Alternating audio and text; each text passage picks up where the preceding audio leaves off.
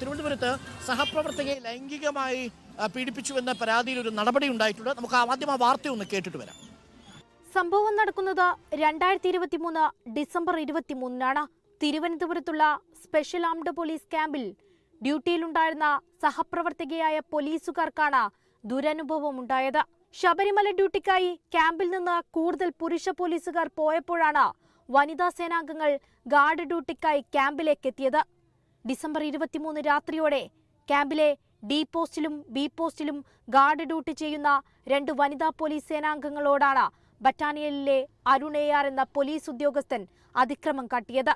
തുടർന്ന് ലൈംഗിക ചുവയോടെ സംസാരിച്ചെന്നും അപമര്യാദയായി പെരുമാറിയെന്നും കാട്ടി വനിതാ പോലീസ് സേനാംഗങ്ങൾ പരാതി നൽകി. പരാതിയുടെ അടിസ്ഥാനത്തിൽ SAP ബറ്റാലിയനിലെ കൺട്രോൾ റൂം ഓഫീസർ പ്രാഥമിക അന്വേഷണം നടത്തി റിപ്പോർട്ട് നൽകി. തുടർന്ന് ഉദ്യോഗസ്ഥനെ സർവീസിൽ നിന്ന് സസ്പെൻഡ് ചെയ്തുകൊണ്ടുള്ള ഉത്തരവാണ് സ്പെഷ്യൽ ആംഡ് പോലീസ് കമാൻഡന്റ് പുറത്തിറക്കിയത്.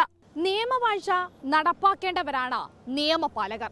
എന്നാൽ സ്വന്തം തൊഴിലിടത്ത് സഹപ്രവർത്തകയോട് പോലും മാന്യമല്ലാത്ത രീതിയിൽ പെരുമാറിയാൽ പിന്നെ ആര് നിയമം പാലിക്കും സാർ? വീഡിയോ ജേർണലിസ്റ്റ് നന്ദു പേരാമ്പ്രയ്ക്കൊപ്പം reporter Anju Jayaprakash, in reporter, Thiruvananthapuram. Anju, എന്താണ് യഥാർത്ഥത്തിൽ സംഭവിച്ചത്? ഈ ലൈംഗിക ചുവയോടുകൂടി സംസാരിച്ചു എന്നതിന്റെ പേരിലാണോ ഇപ്പോൾ നടപടി ഉണ്ടായിരിക്കുന്നത്? എപ്പോഴാണ് ഈ സംഭവം നടന്നത്? എപ്പോഴാണ് പരാതി കൊടുത്തത് അഞ്ജു? അരുൺ, അതായത് 2023 ഡിസംബർ 23 ഈ സംഭവം നടക്കുന്നത്.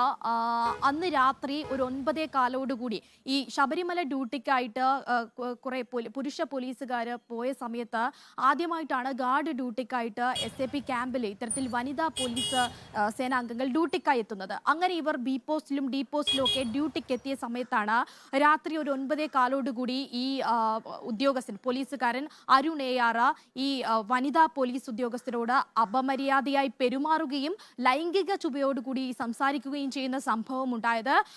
ശേഷം ഈ വനിതാ പോലീസുകാർ നേരെ പരാതിപ്പെടുകയാണ് ചെയ്തത്. പരാതിയുടെ അടിസ്ഥാനത്തിൽ അന്വേഷണം നടത്തി ഇതിനെതിരെ റിപ്പോർട്ട് സമർപ്പിച്ചു. ഈ റിപ്പോർട്ടിന്റെ അടിസ്ഥാനത്തിലാണ് നടപടി ഉണ്ടായിരിക്കുന്നത്. ഇത് വളരെ, അതായത് ഡ്യൂട്ടിയിലിരിക്കുന്ന പോലീസ് ഉദ്യോഗസ്ഥയ്ക്കെതിരെയാണ് ഇത്തരത്തിൽ ഒരു ലൈംഗിക അതിക്രമം ഉണ്ടായിരിക്കുന്നത്. അത് വളരെ അതായത് ഡ്യൂട്ടിയിലിരിക്കുന്ന പോലീസ് ഉദ്യോഗസ്ഥയ്ക്ക് നേരെ ഇങ്ങനെ ഉണ്ടാകുക എന്ന് പറയുന്നത് ഇതുവരെ, അതായത്